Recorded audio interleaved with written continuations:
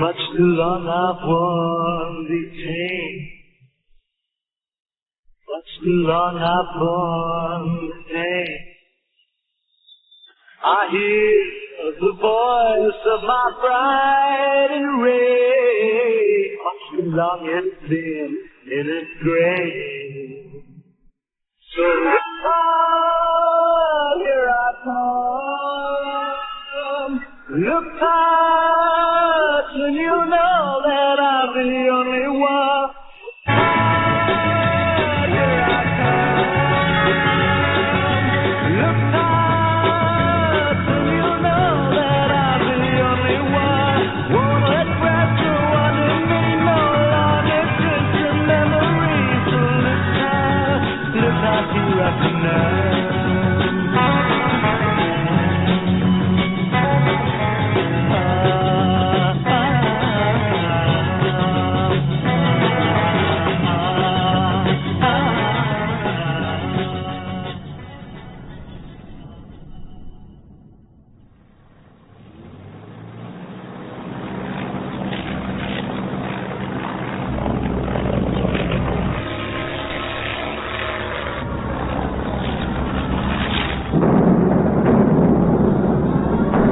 My family lived in Arnold Grove in the 1940s. The Liverpool Blitz was terrifying, and I will never forget as a child the drone of sirens and approaching bombers. The Grove was a really neighbourly place, and we were always in and out of each other's homes. What was strange for me was the music coming out of the house of number 12, the home of the Harrison family.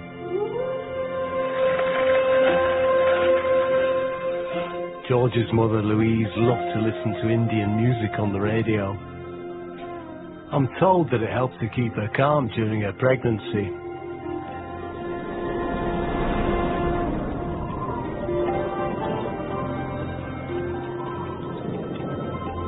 When I first heard Indian music, I just couldn't really believe that it was so great. And the more I heard of it, the more I liked it. And it just got bigger and bigger like a snowball.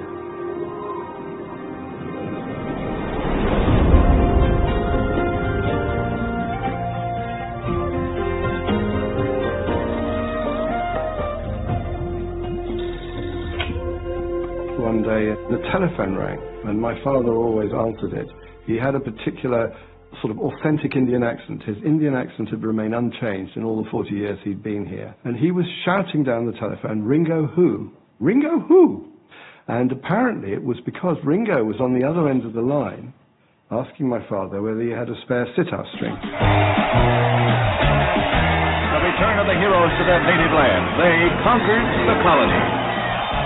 The Beatles, who originated as a small-time act out of Liverpool, now have no rivals as the kingpins of the teenage set. The group have certainly turned Liverpool into Britain's answer to any pop trends from across the Atlantic. On every side, there is hero worship that recalls the heydays of Elvis Presley and Frank Sinatra. Beatlemania has ceased to be a phenomenon and seems to have become a way of life. My father had never heard of the Beatles, so he knew nothing about anything European or popular. But what happened was that they'd broken a sitar string while George was recording Norwegian Wood in Abbey Road studio. EMI knew my father because he was often the person they came to when they required a group of musicians. So when the string broke, they phoned my father, and he did have one, amazingly. He did have a set of sitar strings. So the whole family got in the tiny little car, and they all drove to carry one string to Abbey Road. And there they handed it over, and they watched them recording. It started with the Indian music. I like so many Indian instruments, but mainly sitar. I'd used a little sitar on our records. The Beatles had already discovered Indian music, I think, when they were making Help, which is, of course, the story of a mystic Eastern religious group, and they are after Ringo Starr's Ring. So they had already discovered, and there's that famous scene about them going into a restaurant. On the set of Help, a sitar was used in a sort of little group that's playing in the restaurant. George picked it up and was playing with it and sort of got interested in the sitar because of that. It was a very inappropriate film for most Indians because that film really lived up to all the stereotypes about India, about bloodthirsty thug cult. The goddess, which was named as Kaili, was really based on a real goddess, the Kali goddess. Hindus are very reverential to her. So the whole film would be offending a lot of Indians. And then there was this book on yoga. While they're on shoot at Bahamas, they suddenly come across this very diminutive yogi who cycles up to where they are and distributes this book. This is Vishnu Devananda, the first illustrated book on yoga going across the West. But I don't think the Beatles paid him much attention.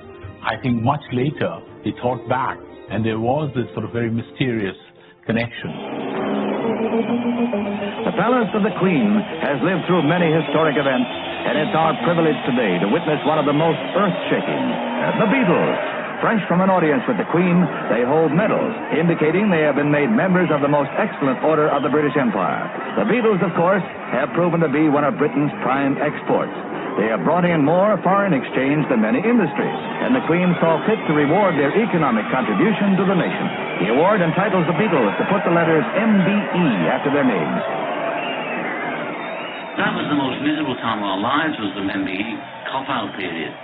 We got MBE, which is one of the biggest jokes in the history of this island, probably. The great cavalcade of empire makes a grand spectacle. One of the smallest countries on the map is responsible for the mightiest commonwealth of nations in history. India was always in British lives because of the empire. We knew about tea and we knew about, rubber. But the idea of its music being in any way an influence on anything from this country was simply not considered.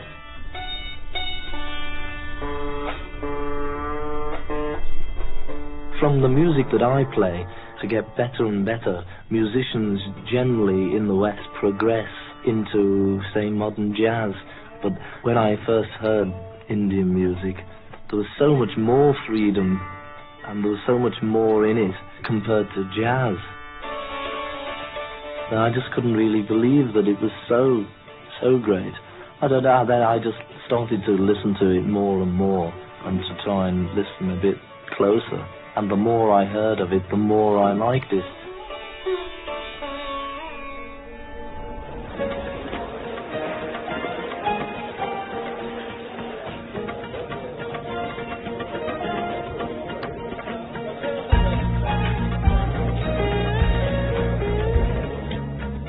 My mother meets the Beatles in India well before I'm even born. I think she, by virtue of being in the Hindustan Times at that point, being a preeminent journalist, being a chief reporter, got the opportunity but didn't really see, my God, the magic of that moment. And I'm always asked, what's the one thing about your mother that you would have really wished you would do? And she's been India's first woman war correspondent.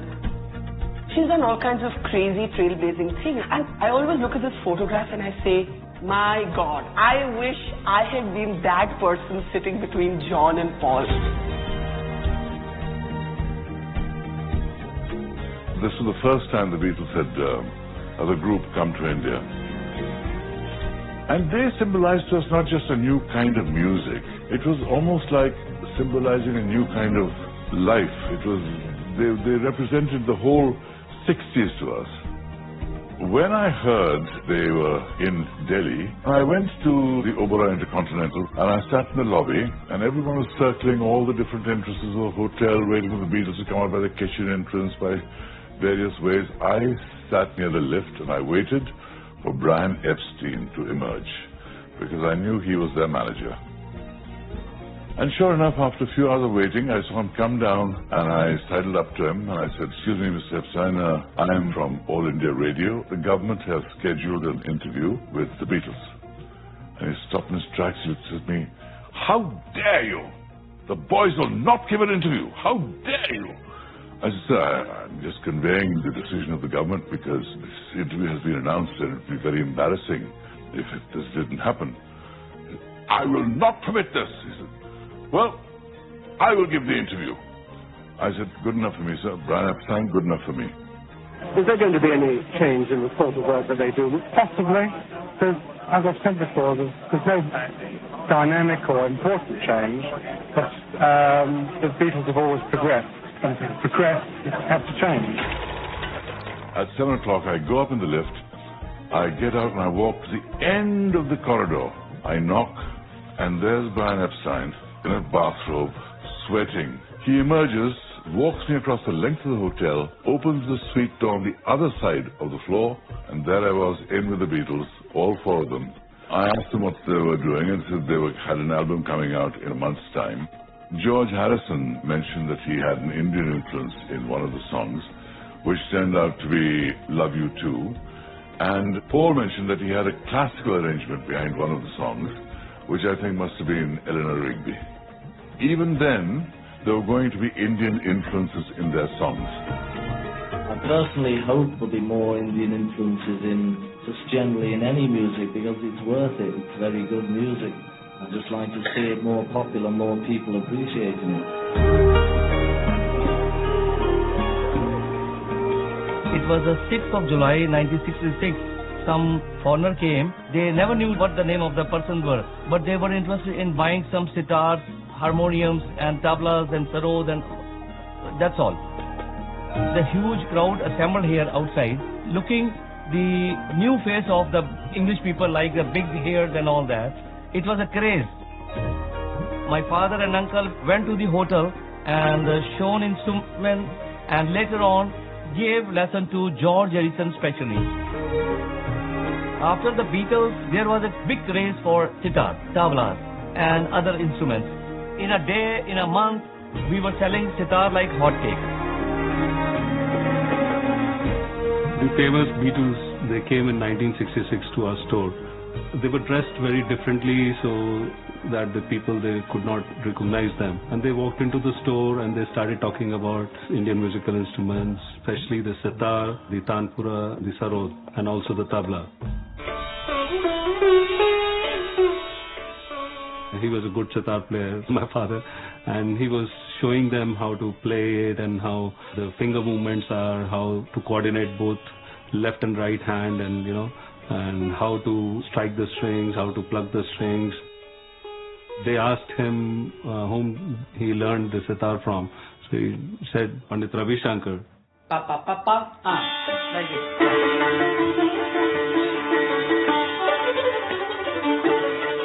See, Ravi Shankar, as I see it, was really the first ambassador for all musicians, artists, singers, dancers from India to the West.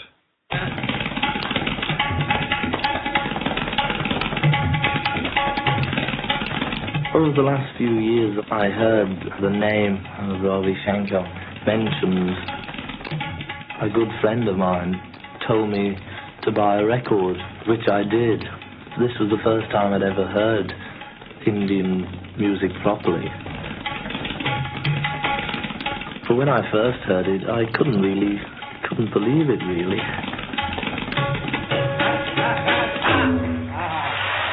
He's also been turned on to Ravi Shankar by like David Crosby and Roger McGuinn from the Byrds, because Ravi Shankar had appealed to the sort of the beat generation, going back to the 50s actually. It was all part of that kind of ambience. I'm sure you must have been asked this lots of times before, but what's your opinion of sort of English pop groups and American pop groups using sitar and the Indian influence in their records? It will make me very happy if I see that some people take true interest and learn properly. Because after having played the sitar for 36 years, I feel that one has to give some time to it. Indeed.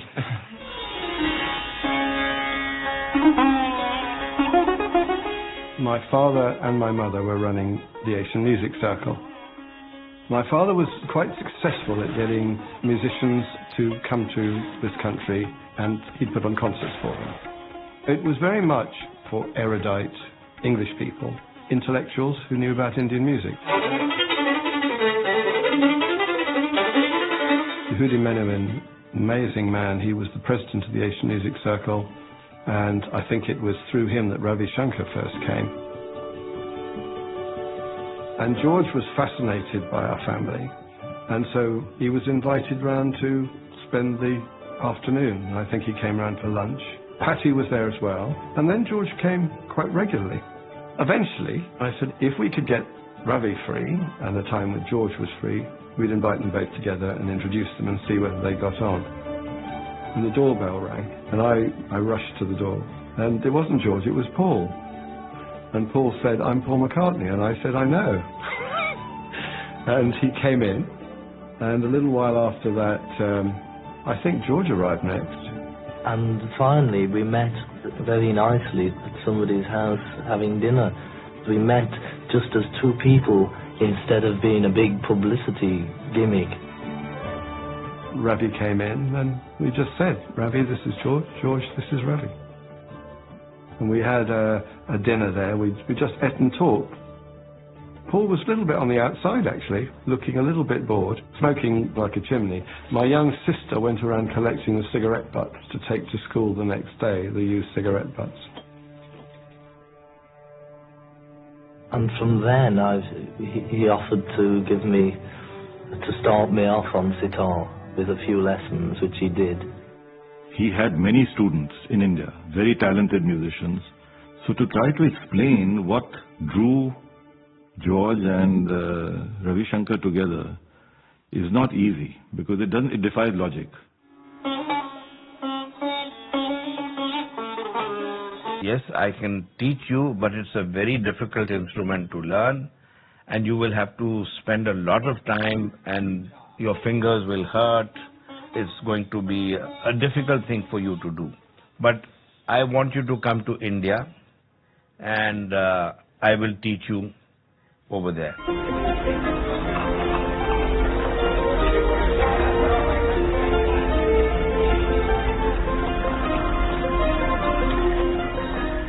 So when Ravi invited George and me, I was thrilled to be going. You know, 22, I hadn't really thought much about it. I thought of King's Road and, clothes. And we started off in Mumbai. Ravi took us to concerts, private concerts that he gave in people's houses, and then bigger concerts in front of his students. George Harrison came with his wife, September 1966. Pandit Ravi Shankar picks him up, he takes him to the Taj Hotel, and within about 4 hours, the whole of the Apollo Bandar and Taj, it was just filled with people and media and fans just coming in shouting, George, George, George. So finally, George got just fed up, and he told Pandit, let's give a press conference, let's go and talk to the press. So of course, Pandit Ravi Shankar was the music director of All India Radio for many years, so he said, let's go and do a radio interview. Studio One, this is where Pandit Ravi Shankar and George Harrison did an interview. So we searched for it, and we actually opened quite a few spools, dusty spool lying in the side of a corner, and then we found George Harrison. There was a paper inside. It said George Harrison interview. The tape hadn't been played in maybe 30 years. Good afternoon, George. Good afternoon. We'd like to know from you, do you think you could not make a public appearance? If I did want to make a public appearance, I would have come here to do a show, and I would have come with John and Paul and Ringo. It's just like all our fans who go to school during the week. Well, if they go on their holidays and suddenly somebody making them learn maths and learn English and learn all this, then they don't like to do that when it's their holiday. It's the same for me. I go around having my photograph taken, signing autographs and waving at people and being a Beatle. And when it comes to my holiday, then naturally I want to not be a Beatle, I want to be me. When I was 19, I went to India. My aunt greeted me at the airport and said, do you know that George Harrison is staying at the hotel? We asked around, where's Mr. Harrison, and we weren't told. And then sort of hopped onto the elevator, and we started going to floors, and then eventually there was one floor where there was a waiter standing outside the room. And I don't really know what made me do it, but I sort of hobbled in, and George Harrison asked what I was doing there, and I just said, I would like your autograph, Mr. Harrison, and he said, you know, he wasn't too happy about me being there. I also said to him, he had numerous fans outside the hotel, and his words were, which I've never ever forgotten, tell your friends if they like me to keep away from me, which I thought was rather nasty, but I needed the autograph. Everything that Ravi had shown us and told us about and introduced us to made an impact. He took us to the Ellora Caves, fascinating, and we went to Benares, Varanasi. Benares was unbelievable because we came by boat, and Ravi had explained to us the whole reason for people coming to Benares to die, and they would request that they be burnt, and I was fascinated by this. The pyres, and then the family or the wife or the husband taking it into the Ganges and letting the ashes float away.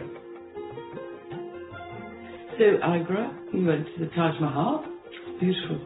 I love the story surrounding it. It was more exquisite than I could ever have described to anyone. And then, towards the end of our trip, Kumbh Mela, there were all these sadhus walking down the road. And I said, Rami, what are they doing with it? He said they walk hundreds of miles to come to this Kumbh Mela. And I was just watching this spectacle and all these people, you know, families or groups and sadhus, all of India it seemed. He also told us about Indian culture and spirituality. Ravi took us to meet his spiritual guru, and this man was over 100. And obviously we didn't know what they were saying, but it wasn't very many words. And Ravi was very reverential towards his guru. Throughout my life, I look to the great yogi, Das Maharaj, my spiritual guru. As a Hindu, I believe blessing of guru is the most priceless thing in life. It was very moving for me to see somebody as powerful as Ravi. But George adored him, and he was humbled in front of his guru.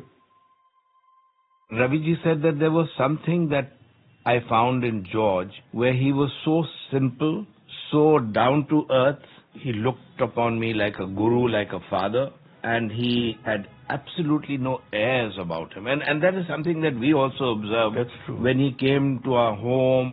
He was absolutely a simple person, not demanding anything. I haven't learned to play the sitar. I mean, Ravi Shankar hasn't learned to play, and he's been playing it 35 years. He was not a star sitar player or a star musician, but I've not seen Raviji have so much time for someone. This association, this link, I can only explain it, that they must have had some links in a previous life that brought them together. When George and we got connected in 66, it was like wildfire, you know. He's like son to me. Sometimes I feel like his dad as well. He can be...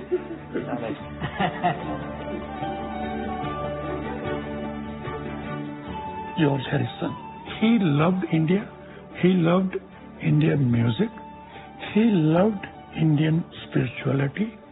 So this thing, you know, pushed Indian classical music on the top. You know, fusion, we can call it. Western and Indian classical music. And that was the biggest fusion ever happened.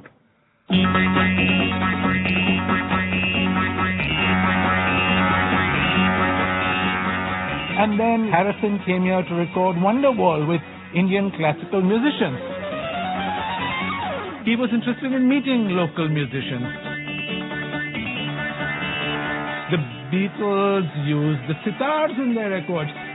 Somehow we were able to imagine the Beatles as our band, as an Indian band. You know, India was a closed society and a closed economy, and it was not very easy to get your hands on albums. In 1962 or very early 63, on the international shortwave, a group of people in Bangalore heard their music and said, hey, wait a minute, this is very different. What it did really was to liberate an entire generation from the cultural shackles of the past. The British had left in 1947. This cohort was born in the late 40s or early 50s, mid-50s. When they came of age, they rejected the past and embraced the new. In those days, most of the musicians were really from the Anglo-Indian Catholic Christian community, because they were the ones who were more trained in English. The Jets was really the first beat band. It wasn't so much rock music, but it was known as beat music. And the word beat was not far from Beatle. We started to model our lives along the lines of what the Beatles were doing at the time. The musicians those days were more into singing Jim Reeves, Everly Brothers, Pat Boone, and then bang came the Beatles. And it was like an electric breath of fresh air. Whatever we were used to suddenly lost its relevance. One day we just woke up and we saw an image of the great Shami Kapoor with that Beatle wig in a Hindi film that spoke about the enormous power and the clout of the Beatles. My mother was an Indian classical musician, and then she bought me my first 45, which was I Wanna Hold Your Hand. Straight away, and she bought me a British pop magazine where I could read about what was happening in the UK and, you know, the UK pop scene. One day, one of my classmates came back to India after the holidays, and he brought an album by the Beatles, who we'd never heard of. By 10 o'clock that night, I'd fallen in love with the music, because I'd heard it 3 or 4 times. That music grew into me, and I thought, wow, this is fabulous. We used to play those records again and again and again. You know, somebody is listening to the words, you know, somebody is trying to figure out the chords. Yes. And the solos. Yeah, and the solos. And the most difficult part was the harmony. Beatles still remain one of the greatest, you know, harmony groups, you know, ever. We went to Calcutta. We stayed with a friend, and the first night he took us to a restaurant called Trinkers. But when we walked in, we were dressed in our Beatle clothes, and everybody got up and started clapping. I don't know why, maybe they assumed we were some famous group, but we weren't. But the owner of the restaurant said, hey, you know, the people want to know if you guys sing. I said, yeah, we sing. He said, would you do a couple of numbers? So we did She Loves You and Please Please Me. We brought the house down, shook our heads, etc., etc. The owner came and he said, would you guys like a residency? And that's how our career started. We were the first Western music performing group to be ever recorded in India at the HMV studios. And the songs, if I am not mistaken, there was a song called Pain and The Girl Next Door. I think The Girl Next Door had some influences of the Beatles. Especially the harmonies. Yeah. I was planning to go west because, you know, forget the Indian culture. The Western culture was what we youngsters wanted. By some strange paradox, the Beatles, who lived in the culture I wanted, were making their way to India.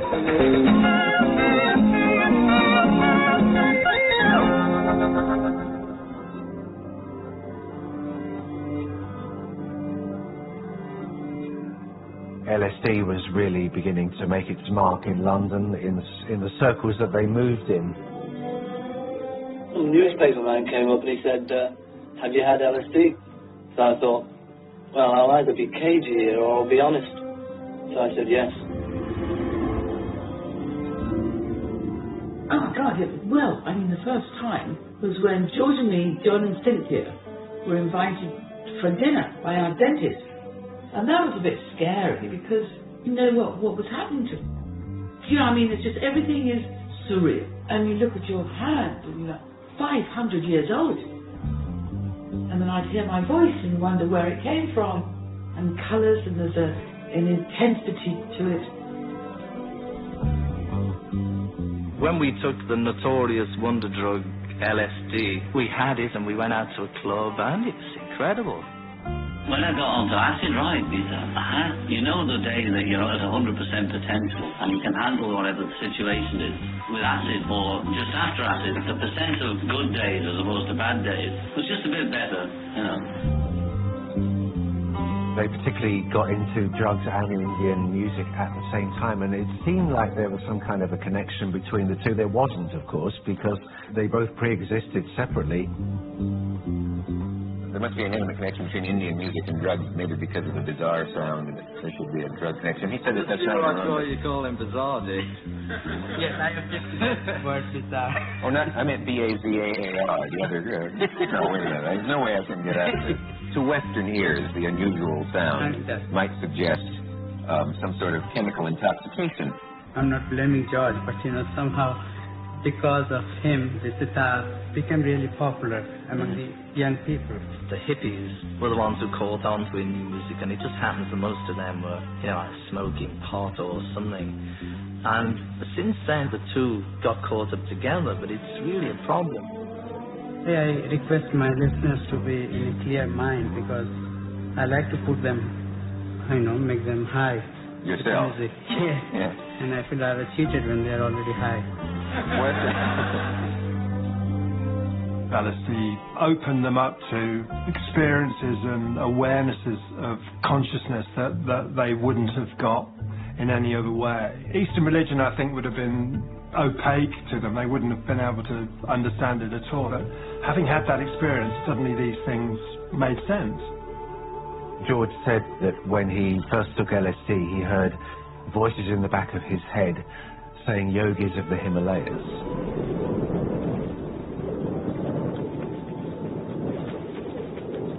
Maharishi, good evening. You once said even if only 1/10 of the adult population meditated for short periods each day, it would not take more than a few months to remove the entire accumulation of tension in the world. I am absolutely convinced about it. I saw an advertisement in the paper for transcendental meditation classes. So I went with a girlfriend. England I have been visiting once every year. People do feel stress and strain due to these greater undertakings in their life. Paul phoned George and said, there's this man called Maharishi who's going to come to England and talk about meditation. And I said, oh, that's the same guy that, I follow. So in those days when one Beatle did something, they all did it. So we all went. Now, you've been traveling the world now for many years. You've made, I think, something like 8 world tours. Ninth, I returned this time. This was the 9th completed. Maharishi was the most powerful, magnetically charismatic person I've ever met. He was also the happiest person I ever met. He was filled with this energy that you wanted to be near him all the time. All of us who were on his staff, we fought each other to get into the room with him. It was just the right time, and he was there. We waiting for someone. Waiting for the guru. The great magic man to come. And he came, and he was talking about it all. And he had great answers. Because he's got that kind of thing, And he sort of, the twinkle in the eye. They told Maharishi that they've been seeking a spiritual experience. They've been trying to do it through drugs, but it just didn't work, And so he invited them to come to Bangor, North Wales, where he will be doing a meditation retreat for 10 days.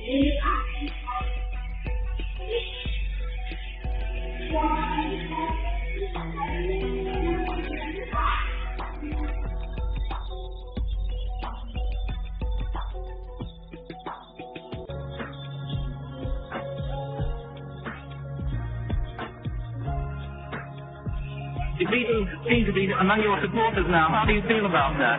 They seem to be very intelligent and alert.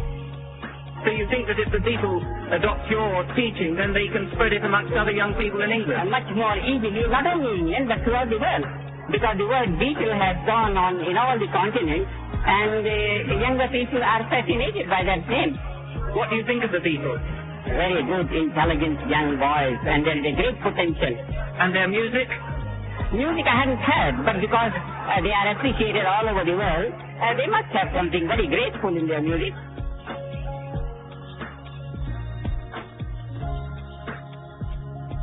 I think he's trying to say is the things we're getting into aren't that important. Money has taken over from God. Instead of trying to get where God is, we all try and get the biggest bank balance. That's what it seems to me. This mind is like an ocean, very deep. And the activity is only on the surface like that. So if the waves of the ocean contact deeper level of water, then the waves become stronger. That means that we're going to be happier. Much happier and much more creative also.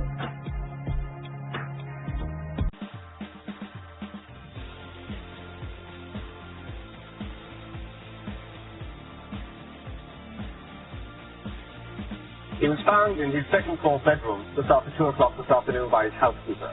Mr. Epstein has been unwell now for some months. He's been in the habit of taking tablets to help him sleep at night. When Brian died, the Beatles clearly were lost. They were like Jelly, their manager, their best friend, their man who they rely on totally for their fame, for their fortune, their guide in life, was now gone. John, where would you be today without Mr. Epstein? I don't know. I understand that Mr. Epstein was to be initiated here. When was he coming up? Was he coming up this afternoon? Tomorrow, Monday, that's all we knew. I spoke to him Wednesday evening, the evening before we first saw Maharishi's lecture, and he was in great spirits. I wanted Maharishi to bring him back to life again. By this time I'd given him so much power. And how extraordinary that they were with Maharishi, who was now going to be sort of their spiritual guru, but also that they could lean on him because they trusted him so much. So for that moment in time, he replaced Brian. I understand that Maharishi conferred with you all. He told us not to get overwhelmed by grief, and that whatever thoughts we have of Brian, to keep him happy, because any thoughts we have of him will travel to him wherever he is.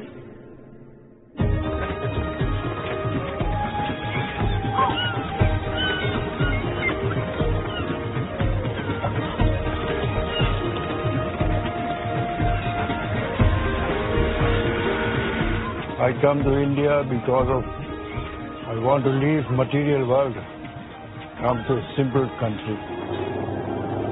Ganga is a holy river because it comes from Himalaya, and this place has much energy.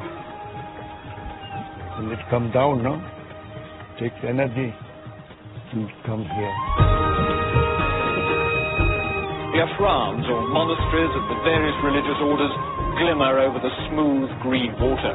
Though the sun is hot, the river is icy, flowing from a glacier high up in the Himalayas, the land of the gods.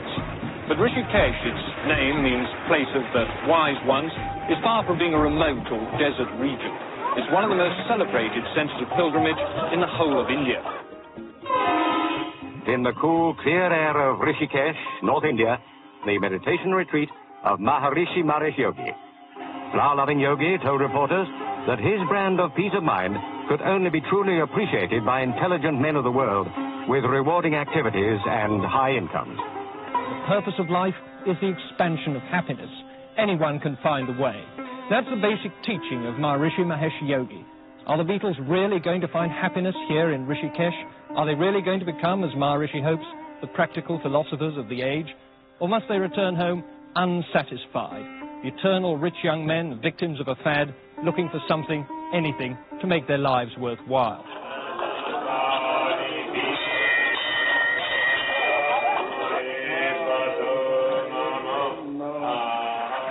I was a reporter. I'd heard that the best thing that a reporter can do is to beat all the other reporters in getting to the news. A friend of mine read the Beatles were coming to stay with the Maharishi. And he said, Said, do you know what it means? The whole world and its media is going to be here.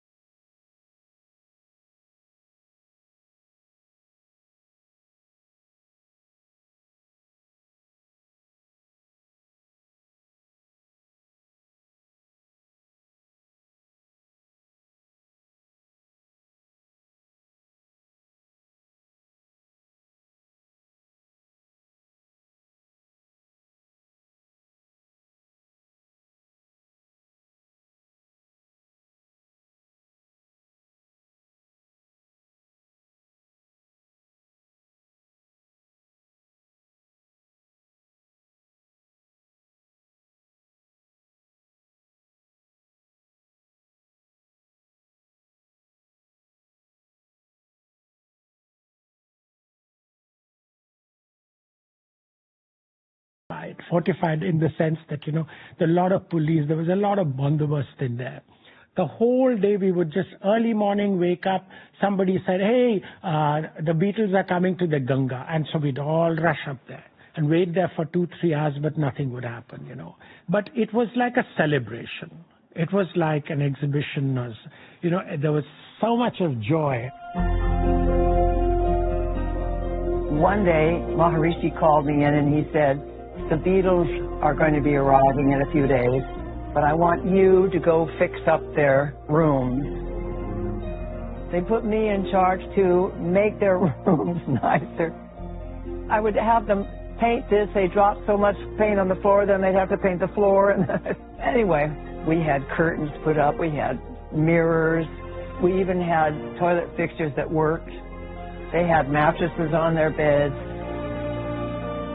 There's a fan club of real Beatles waiting to welcome them.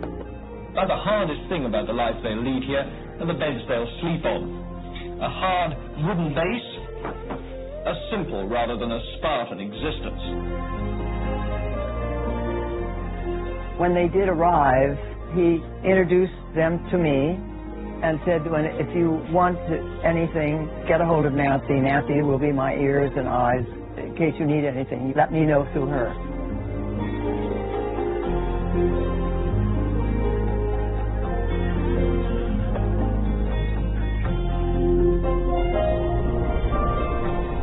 So I found my way and I went to the gate and I said, Jai Gurudev.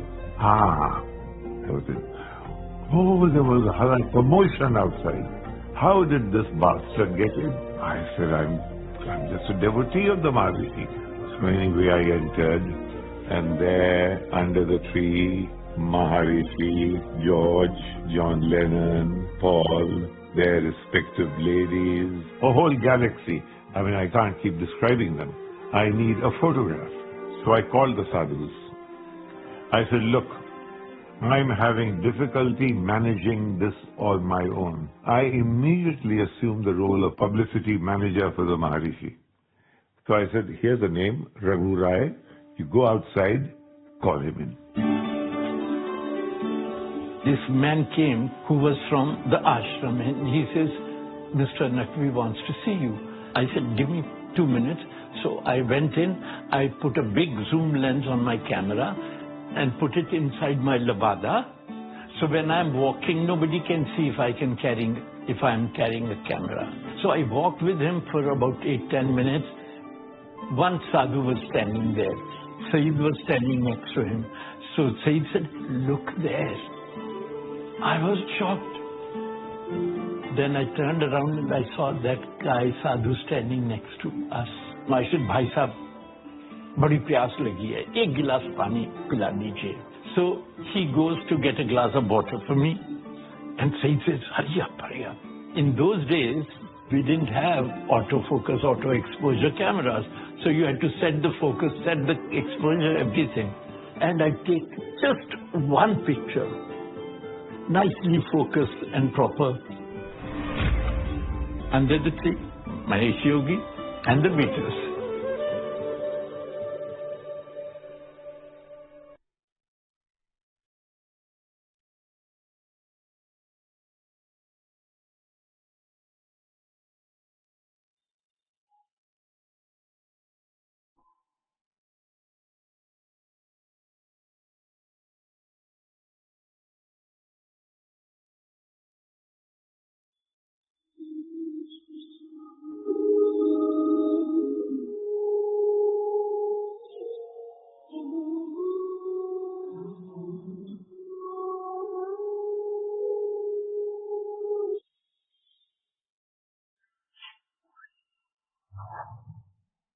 सब बदल जाता है।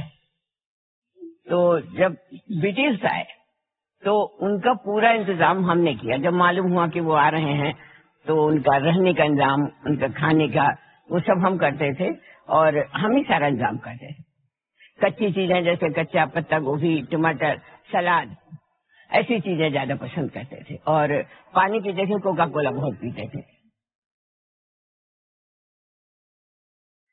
में उनके ऊपर था, लेकिन उन लोगों ने बहुत सीखा फिर हम लोगों से, हाथ नहीं मिलाते थे, हाथ पहले तो उन लोगों का प्यार करने का तरीका फर्क होता था, लेकिन हम लोग क्या रह के वो सब कुछ। अब महर्षि जी के यहाँ जब ध्यान करते थे, बैठते थे, खाना खा के जाते थे, आदत थी कि कमर में हाथ डाल के हस्बैंड वाइफ हमेशा ऐसे हाथ करके खड़े हो खाना खाए। वो भी लोगों ने देखते देखते सब कुछ बहुत अच्छा खाना और कल्चर। हम लोगों के हस्बैंड वाइफ के बीच में चाहे जितनी वो हो, लेकिन फिर भी अलग रहना, अलग तरह से बिहेवियर ज्यादा पसंद किया जाता है। फिर धीरे धीरे करके उन लोगों ने बहुत कुछ सीखा हम लोगों से, और जैसे हम लोगों की जिंदगी थी, खूब प्यार से बोलना, नमस्ते, हमेशा नमस्ते करते थे।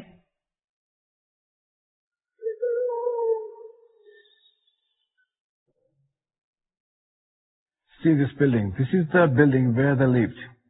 This room, I would show you this side. This is the room of John Lennon. John Lennon would stay here. Other Beatles were staying in these rooms along with their wives and family.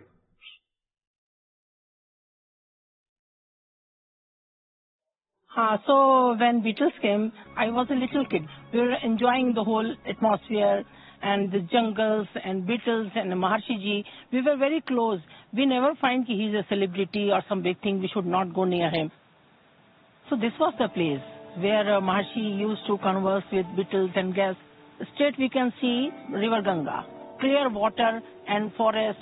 There was a raised platform, rectangular shape. He was usually posing with the visitors and Beatles for the group photographs.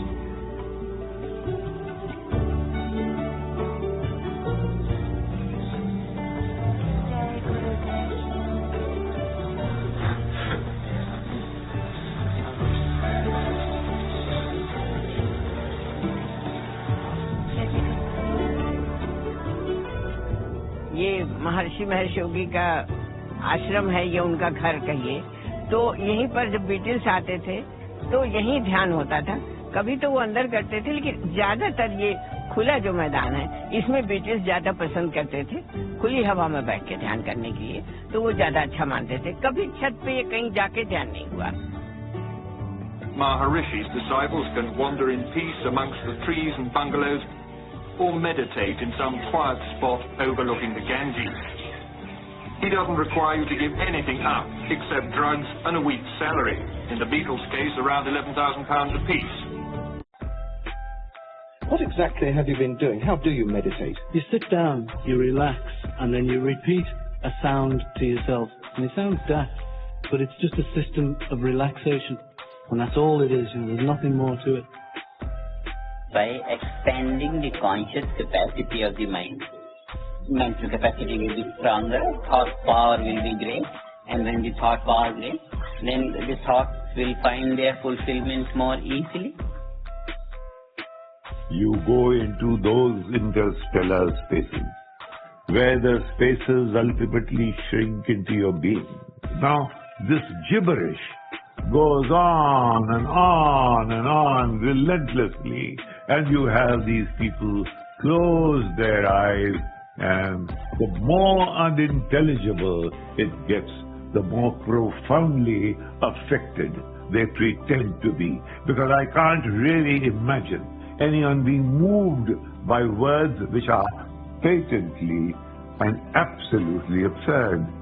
His lectures were in the nature of this kind of arcane nonsense. Nothing succeeds like success, and it succeeded. Are you a businessman? I don't deal with money directly, but I'm conducting the movement in 50 countries. I can't be said to be no businessman, even though I'm not dealing with money. I was a young girl, 21 or 22. So there I was in this beautiful ashram. I was taken to meet the Maharishi. He asked me to come close to him. I did, too close in fact. He said, I'm going to whisper something in your ear, the mantra. And he said, I want you to go down into my prayer room and I want you to concentrate upon that mantra. You're going to feel like a new person. And I actually believe that this is going to happen to me. It was a dark room and there was some incense burning and there was something hanging on the wall. And I started repeating the mantra. I repeated it and The only feeling that I remember, there was this intense, desire to escape from that place.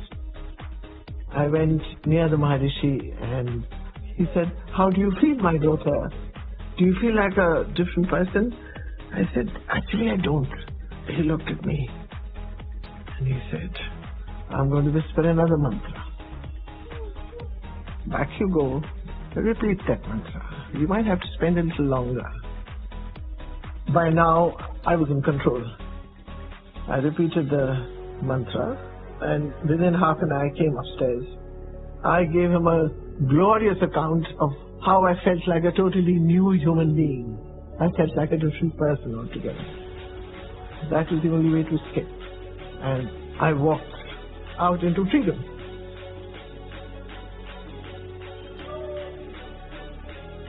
Maharishi really influenced the Beatles' songs and lyrics tremendously, starting with Across the Universe, which was written right after the Beatles learned meditation. In that song, it says, Jai Guru Deva, and Maharishi used to use that expression all the time. Now one song, Vande Gurudeva, Jaya Jaya Gurudeva, Jaya Shri Gurudeva, Jaya Jaya Gurudeva. It is in praise of the Guru. So John Lennon put that into the song, Jai Guru Deva, and then he said Om. And Om is the primordial sound that underlies and gives rise to the universe.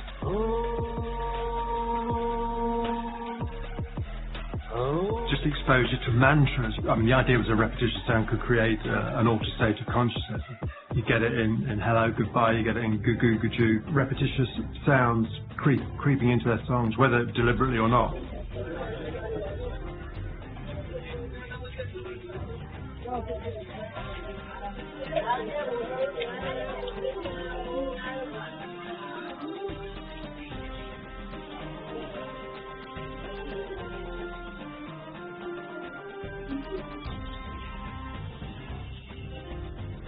ये देखिए किनारा है, यहाँ पर महर्षि जी कभी कभी आते थे, लेकिन बीटल्स रोज आते थे बारी बारी। कभी अगर ऐसे बैठ जाइए तो पानी ऐसे ऊपर से चला जाता था, बहुत साफ पानी, इतना कि कुछ डालिए तो लगता उठा लेते। तो बहुत गहरा ध्यान करते थे।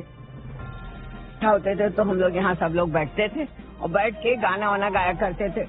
हालांकि उन लोगों को हमारी भाषा नहीं समझ में आती थी, लेकिन फिर भी देखिए हम बताते हैं कि हमने उस समय क्या गाया। हम जो गाते थे, बनवारी रे जीने का सहारा तेरो नाम रे, मुझे दुनिया वालों से क्या काम रे, बनवारी रे, झूठे बंधन झूठी दुनिया, झूठी है ये माया, झूठी सास का आना जाना, झूठी है ये काया।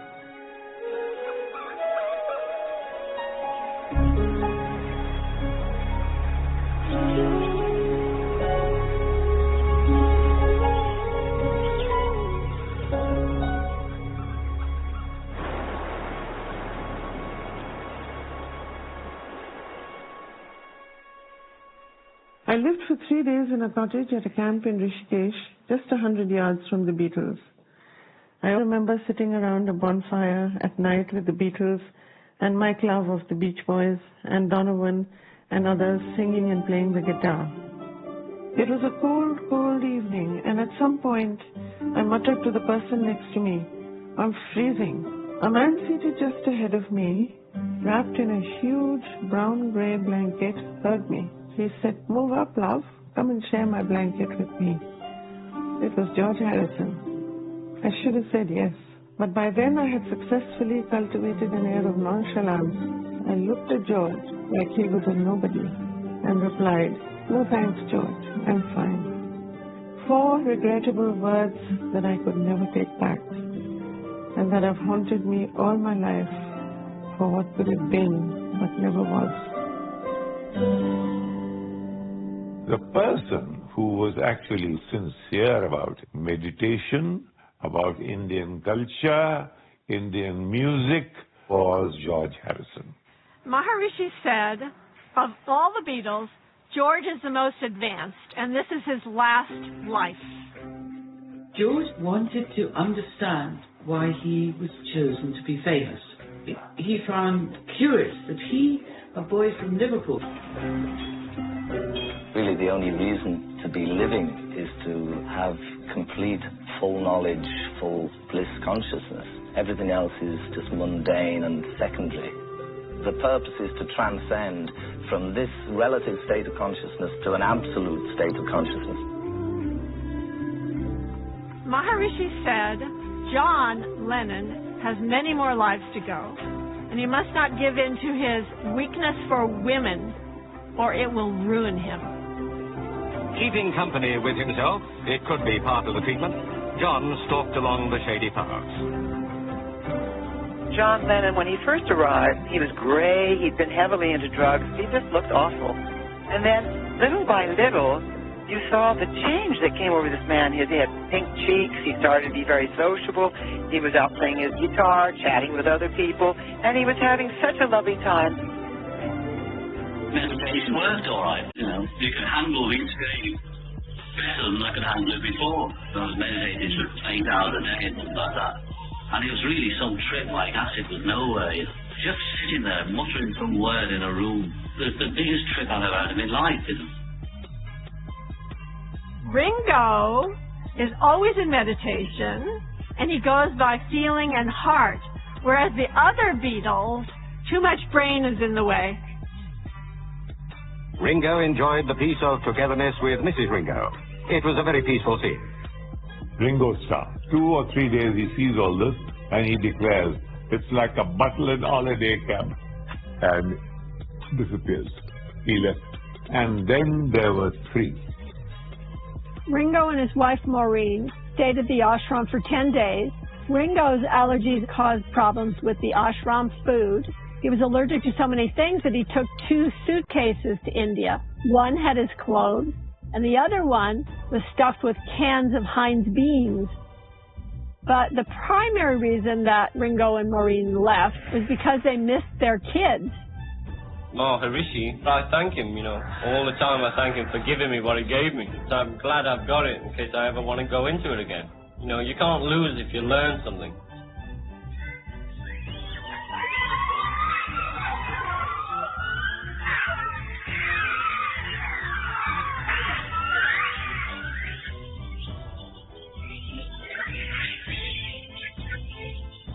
Maharishi wanted to take them off on a trip to the Himalayas. A company ran these helicopter services. I always wanted to become a pilot. I became the chief pilot for the Maharashtra government. And I flew everybody, including the Prime Minister often, and Indira Gandhi also, and the Beatles. Paul kept on saying, me, because he wanted to get it. And John said, no, me. And anyway, finally, John just pushed him aside and went in. I'm flying John on my left and the Maharishi on my right. And the Maharishi leant across me. As you know, he had a lot of hair and beard. So it's difficult for me to fly the helicopter. He was telling John, down there in the mountains, people live there. They never go down to the valleys. And they're praying all the time. So John said, what are they praying for? So the Maharishi said, they're praying that we crash. And John said, goodness, why do they want us to crash? They said, well, they're on the mountain top, hardly any food. And I'm in Rishikesh with all these celebrities there and all the money in the world. So John said, Maharishi, if you don't move your head and half, their prayers will be answered. And of course, I started laughing and everybody did it. He had a sense of humor.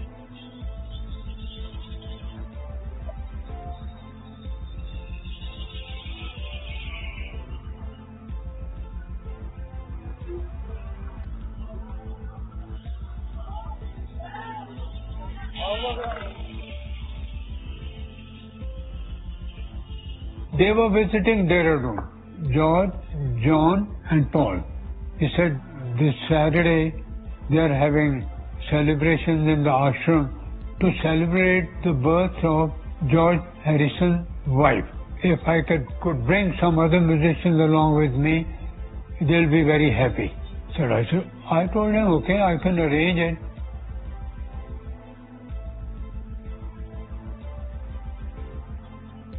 So we all sat down, Maharishi gave a lecture, and then I was asked to play. There was a composition by George Harrison, Within You, Without You, which was based on Rag Jog. So I decided to play that. And George was so excited about it that when I smiled and he smiled and he waved at me.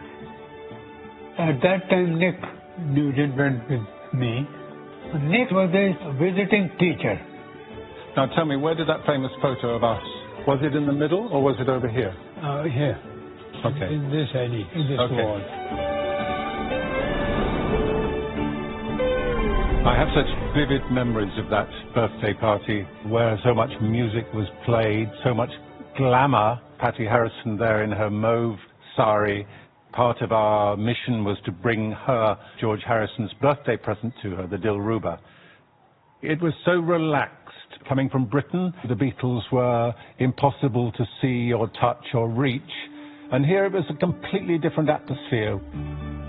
They were absolutely natural, all the musicians there. I think I spoke to Donovan, Mike Love, Paul Horn, and of course Paul McCartney, Jane Asher, John Lennon. I don't think I spoke to George Harrison because he was so tied up in both the occasion of his wife's birthday and also the music. He really was playing music and enjoying music and absorbing Indian music.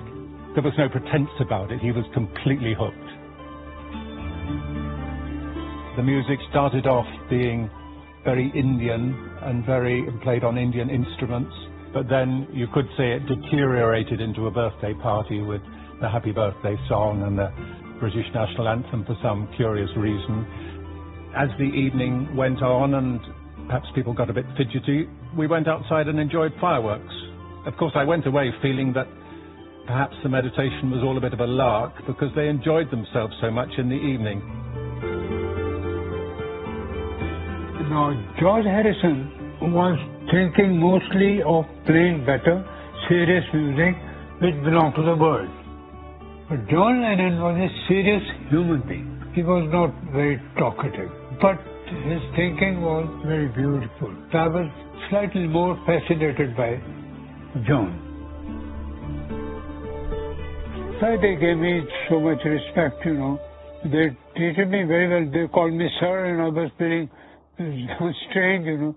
I told them, don't call me sir. No. For us, you're sir. They could not have seen me at all. There was no need to, but they did. Success had not gone to their head, you know. They were simple human beings. We came up the path here, we were killing time, and the Beatles, meantime, had come back to their bungalow, and they were on the roof. Not just the Beatles, but many of the musicians were on the roof of the bungalow playing music. And it's the most memorable thing of my day here, was hearing this music, which was, of course, unrecorded music. It was just being created at that time. And we felt we were in, witnessing the first time round, the first version of this music.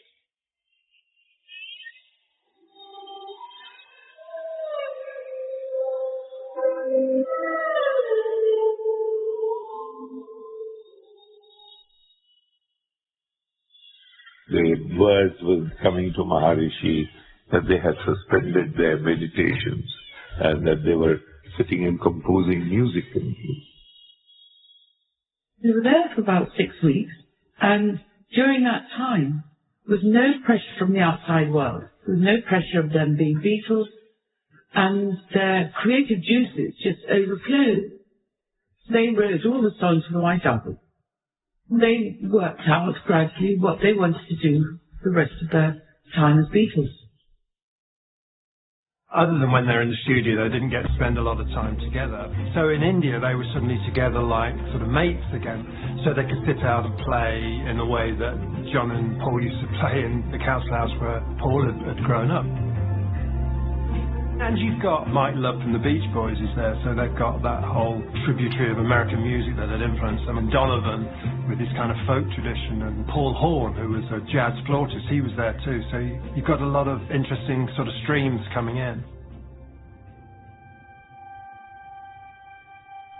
I'll show you the stairs here. They'll sit here on these stairs. here was one bamboo structure here as a fence, those days. They would come and they would make new songs here, staying here, sitting on these stairs. In that side, students were living. Maharshi told her to be inside, stay with their practices. Mia Farrow's sister, Prudence, is way ahead of anybody else. As soon as she entered her thing, she went into meditation, and this she has not emerged. It's already 24 hours. So she's serious.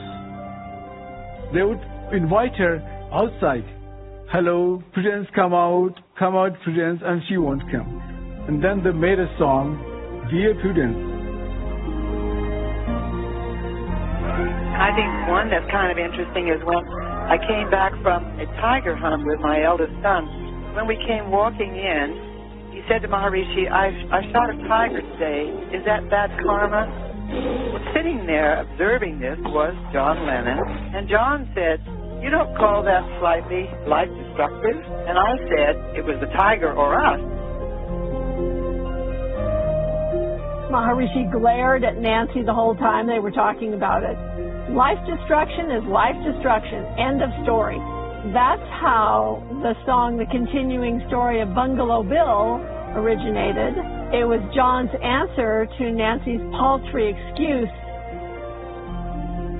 Because Mike Love was there and they knew the Beach Boys music, and there was this kind of friendly rivalry of them wanting to top each other. But back in the USSR, it's just like a parody of a Beach Boys song, but instead of being about the USA, it's about Russia. And it was a very novel idea at the time to think of a rock and roll song that appeared to be celebrating Russian culture and had all these Russian names and Russian places being mentioned.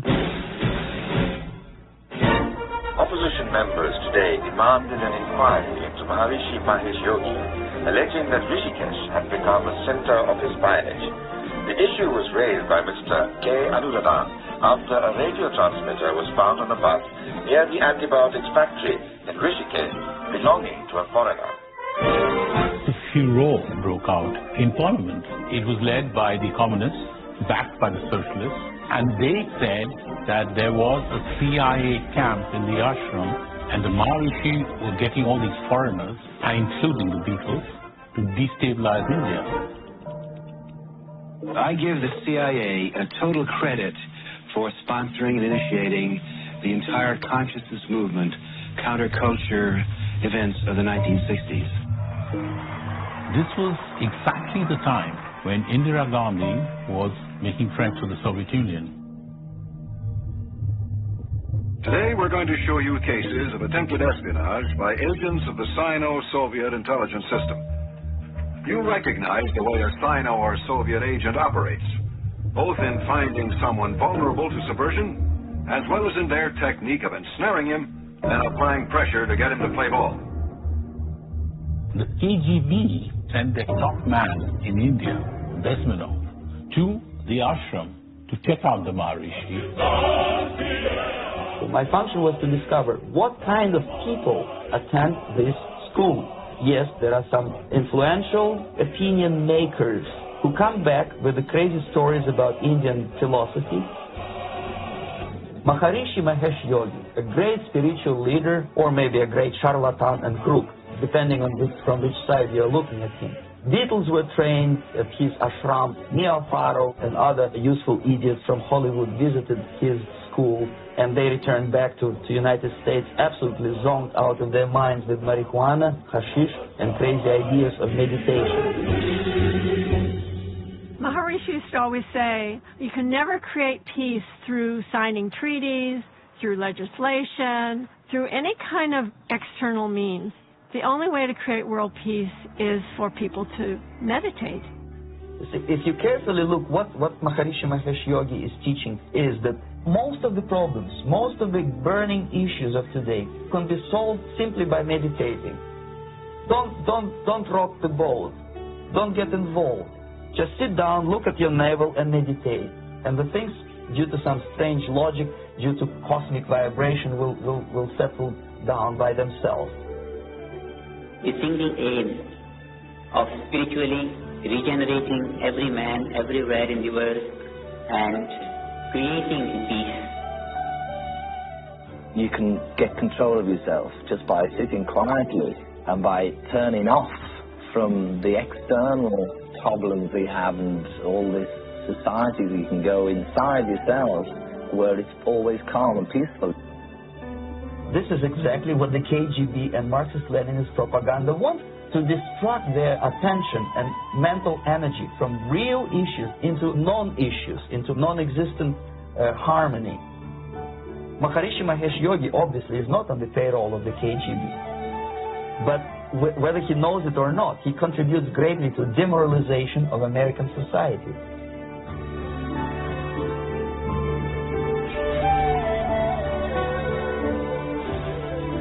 Paul McCartney and his girlfriend Jane Asher stayed for 5 weeks, and they left because Jane had a theatrical commitment back in London. This presumably is your first big meditation, and what effect has it had on you? I think it calms you down. It's hard to tell because it was so different, life out there, and it'll be easier to tell now that I'm back and we're doing some ordinary things, to see just what it does. They were 4 working-class guys from Liverpool. They had an innate sense of not being taken advantage of. So when they get together with Maharishi, Maharishi is inevitably tempted to capitalize on his sudden worldwide fame because of the Beatles association. They realized that maybe Maharishi had been using them all along for publicity, ever since the vinyl record that was by the Beatles' spiritual teacher, it said on the album. So John and George started to think something fishy is here, he's using us for publicity. So they began to hear little bits of news here and there from the grapevine of, you know, your Maharishi's planning this and planning that, and you're going to be in it. And they're going, are we? Maharishi kept promising ABC that he would do a special with the Beatles. And the Beatles kept saying, we're not going to do this special. But Maharishi kept promising it over and over. There comes a time in late '67 when Paul and George go to Sweden, basically to tell the Maharishi to cool it a bit, you know? Don't start making plans that involve us without telling us first. We're glad to have you here. Thank you. Thank you. We do appreciate your music. And that's good, yes? The smell of the flowers. We only decided to come yesterday. Yes. Just to pop over to have a little chat. Yes. And when the Beatles were in Rishikesh, he, without their knowledge, was having discussions with a Hollywood film company called 4-Star International. Maharishi promised them that they could have exclusive rights to make a film about Maharishi and about Maharishi's guru. But unfortunately, Maharishi made the same promise to someone else. He had given rights to 4-Star Productions. The lawyer arrived in Rishikesh with a signed contract that gave exclusive rights to film Maharishi for the next 5 years. Some suits arrived from Hollywood and a crew. And John and George were going, oh, we didn't want this. We're here to meditate. We don't want these film people here. And there was a confrontation with Maharishi about, why are you doing this? We told you not to. In any case, the Beatles became quite disillusioned about that. The film was really kind of a deal breaker, and they got very angry because they had been granted exclusive rights to do this film, and now another film company is there, so the whole thing just fell apart.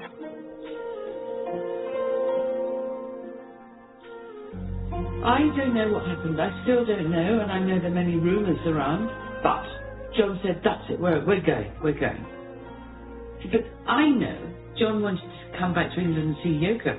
And so any little excuse, and John was ready to go, because we've been there for weeks. Well, it was only John who was upset. John dragged George along, and I still think it was when Magic Alex came from the Apple Corps group. Alexis Mardis was one of the Beatles' associates. In fact, he was very close to John. He had sort of attached himself to John's hip, and Cynthia really didn't like Alexis. She was very concerned about the Svengali influence that he was having on John. John had introduced Alex as my new guru. He was this electronics marvel, supposedly. He introduced himself as somebody who was like Edison and Marconi combined. But in fact, he was just a TV repairman. We just got a friend of ours who's in electronics. Oh, yeah? Who's called Alex. And he's great, he's a Greek fella. And he didn't know he's Greek. He's invented incredible things. He was a minx, naughty little boy. You see, he wanted to have power over John. And so he would, create all these things, pretending he's a scientist. He said, oh, here's this wonderful new wallpaper, but it's all speakers. So the whole room will have one big speaker. So he loved all that, controlling John. So clearly and obviously, Maharishi was in the way. One night, John and Maharishi were having this wonderful rapport, and you know how you can see sometimes when a person lets the mask drop on their face, and I could see this really dislike of Maharishi on Magic Alex's face. It disturbed me enough that I felt something was going wrong. No one ever saw him meditating. And as a matter of fact, he admitted that he came to India for the purpose of getting the Beatles away from Maharishi. Alexis said, oh, it's because we don't want Maharishi to have that much influence over the boys.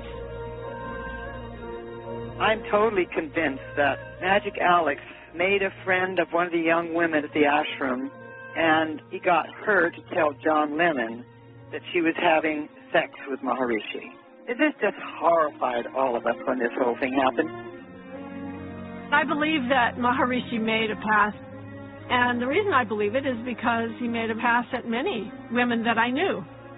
It wasn't the first or the last one. Well, I remember Maharishi saying that, if you have an ugly woman over here and a beautiful woman over there, it's just easier for your attention to go to the more beautiful. John and George didn't believe it at first, but finally Alexis convinced them and then went and got taxis for all of them before they could change their mind. While they were waiting for the taxis, John wrote, Maharishi, Maharishi, what have you done? You made a fool of everyone. The song had a lot of expletives in it, and George said, you can't say that, that's ridiculous. So John changed the lyrics to Sexy Sadie. Yeah, Sexy Sadie, it was actually called Maharishi, and it was a put down of the Maharishi in very vicious terms. I don't think there's any chance of it getting out with the words that John had originally, but basically denounces him and says he was a bit of a rogue. John dragged George along, and then he just bolted from the ashram. I think Maharishi was a mistake. What do you mean it was a mistake? We made a mistake. We thought there was more to him than there was, but he's human. And for a while we thought he wasn't, thought he was...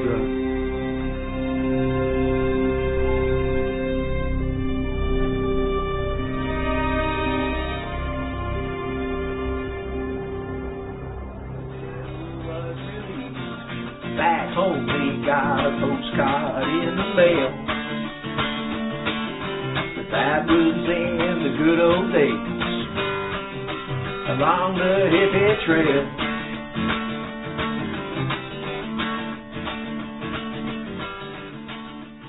The Beatles, they were opening us up to different experiences in various ways, Indian philosophy and Indian music.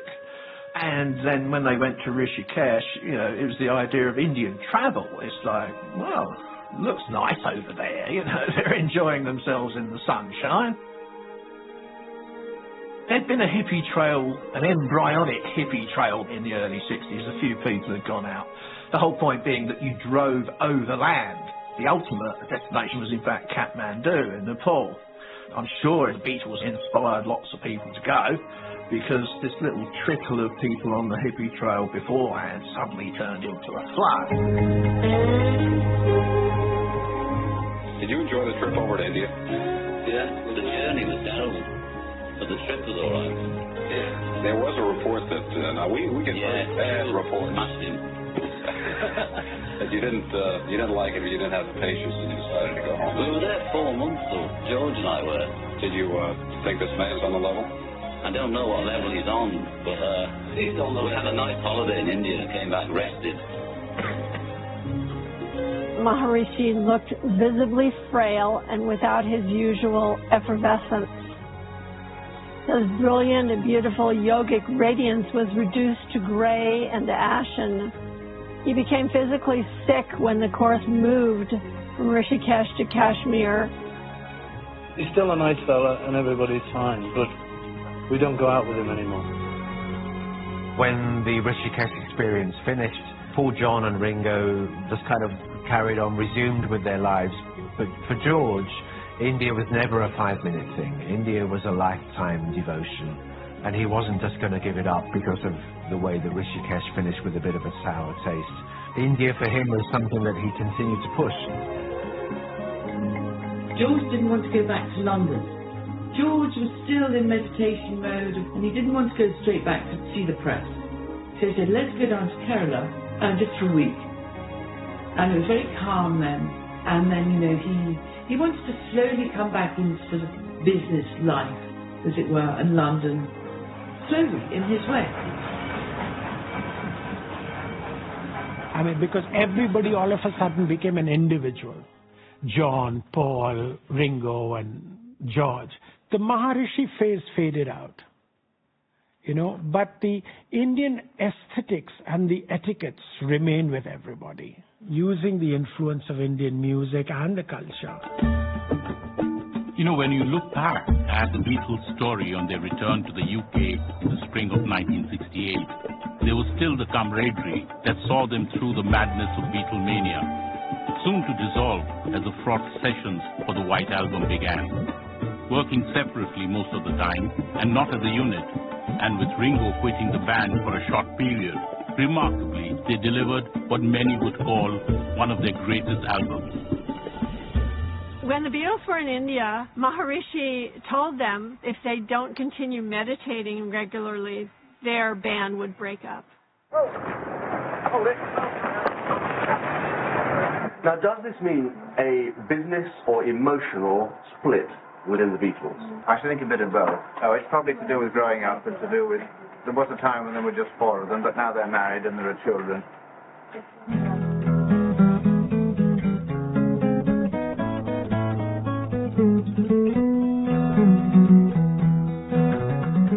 I was born in 1971, same time around when Beatles broke up. I mean, even like, I guess it's about 50 odd years or something. It still sounds fresh. It sounds amazing. The world would have been like so shit without them, you know. The world is so much better to live in with that music around. The songs that they made in India, in Rishikesh, I had no idea. And out of them, some of the songs like Blackbird, like Dear Prudence, like these are some of the songs that I used to perform in my old band in Chennai. To have known that they have written these songs in India just gave it so much more meaning, because I used to connect to these songs as a classical musician more than a person who loves English music. I was born in 74. So for me to get to know the Beatles happened much later. We were not really born at the time when the dressing, how the Beatles' haircut or the dress that they wore really attracted us. We didn't see that. We only heard the music. It's purely the music. It sounded very simple, very catchy, and it had a high recall. So whenever you heard a song, you would remember it. But when you sat down to work on it, to try and see if you can sing that song, that is when you realize the complexity of it. I don't know how it was appreciated when it was released, but it's something that is still relevant today.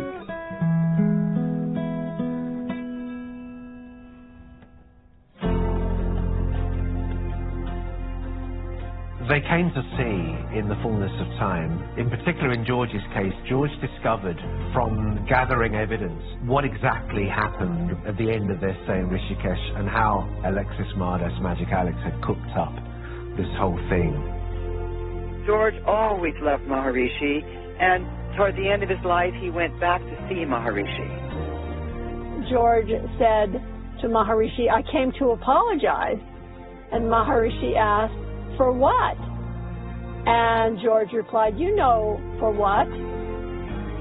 Maharishi apparently said to George he believed that the Beatles were angels on earth, and that they were not guilty of any crime themselves. So when George came away from that meeting, he felt cleansed of his guilt of the method of the departure back in 1968. I got into India.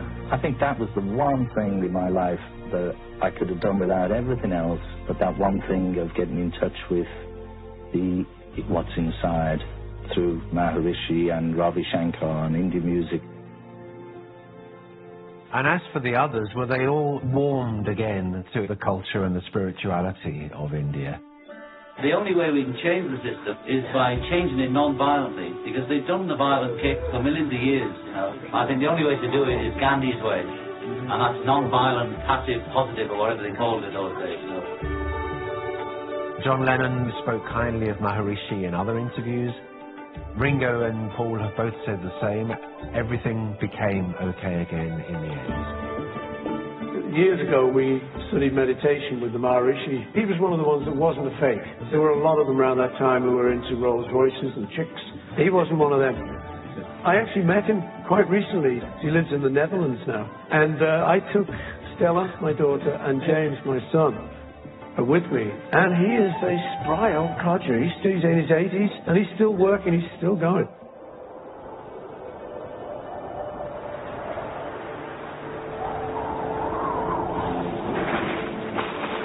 The day when the Maharshi Yogi died, there was a big storm. The water from the river Ganges came whirling up, and it showered in this Bangalore. The local folks who came here to pay their tributes to Maharshi Yogi were amazed to see this supernatural. It was the power of Maharshi which brought Ganga on this top of mountain.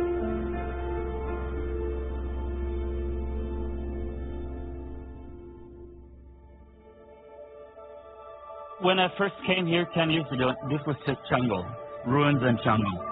And you would sneak into the back, there were tracks on the wall, and you would smoke pot and see leopards at night. This is what people did. So I take tourists into the ashram, I show them everything, and I'm trying to bring them back into 1968 and give them some of the experience of the Beatles here. Tourists that come here, they really appreciate it. They really appreciate to have the sense for the Beatles as a historical entity. My experience when I went to the Beatles ashram was super magical. These huge superstars, you wouldn't really think that they'd go to a really simple, no-frills ashram in Rishikesh.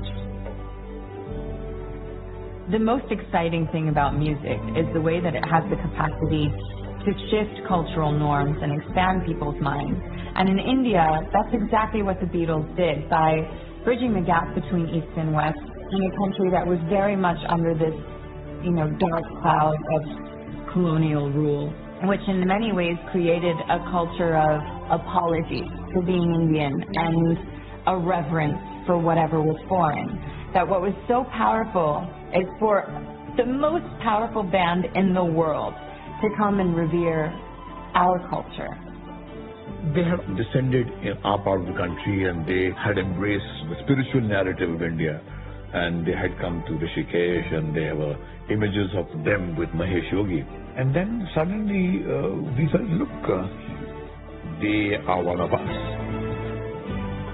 As kids, as Indian kids, we're always rebelling against our culture. And then you realize that something that is so influential in pop culture took a lot of influence from India.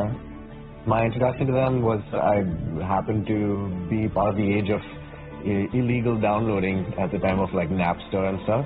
We used to have the White Album on CD. That was my first introduction to the Beatles. We still felt its influence even though we were born in the 80s and 90s. India is considered this place where you could go for a spiritual awakening, for meditation. So I think the Beatles came to India to look for that. In some ways, they really did find that.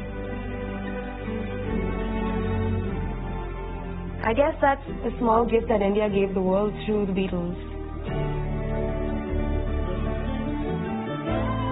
The happiest time of my life, one of the happiest times was in India. And it was just such a groove. It's such a pure thing. Everything is slightly more in perspective.